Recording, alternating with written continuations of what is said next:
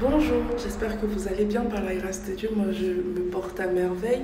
Ça fait très longtemps qu'on n'a pas eu l'opportunité de faire des vidéos explicatives sur les principes de droit. Aujourd'hui, je vais vous parler de la comptabilité. Certainement, vous vous demandez, mais où est le rapport entre la comptabilité et les principes de droit? Comme vous le savez certainement, le droit est une science hybride. Elle fait intervenir beaucoup de domaines d'études. On peut parler de la fiscalité en droit, de la comptabilité en droit, d'où l'importance de cette vidéo. Alors aujourd'hui, sans plus tarder, je vais vous parler des 7 P en comptabilité. Certainement, vous vous demandez, mais c'est quoi les 7 P en comptabilité?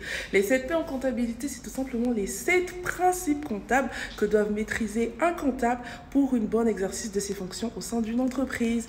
Aujourd'hui, on abordera 3 principes et à la prochaine vidéo, je vous partagerai les 4 dernier principe. Comme premier principe, nous avons le principe de la prudence. Alors, c'est quoi le principe de la prudence? Le principe de la prudence en comptabilité se manifeste par 2 comportements.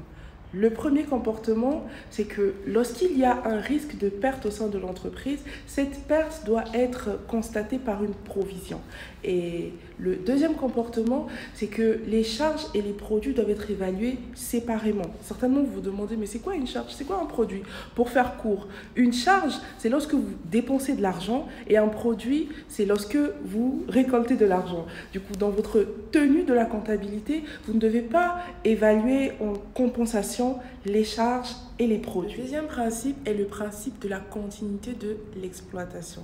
Ce principe implique que les comptes annuels de l'entreprise doivent être tenus dans une perspective de continuité de l'exploitation, c'est-à-dire que la valeur historique des biens doit être conservée.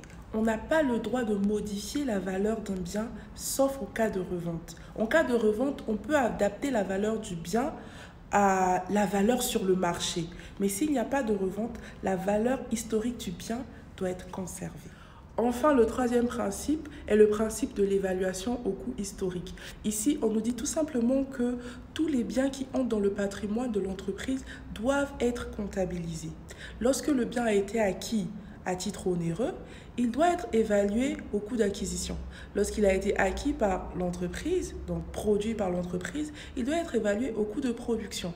Et si jamais le bien a été acquis à titre gratuit, il est évalué par une valeur vénale, voilà, une valeur raisonnable. Donc c'est tout pour aujourd'hui. On se retrouve à la prochaine vidéo pour que je puisse vous partager les 4 autres principes restants parce que n'oubliez pas, il s'agit des 7 P, les 7 principes comptables. Merci, excellente journée à vous.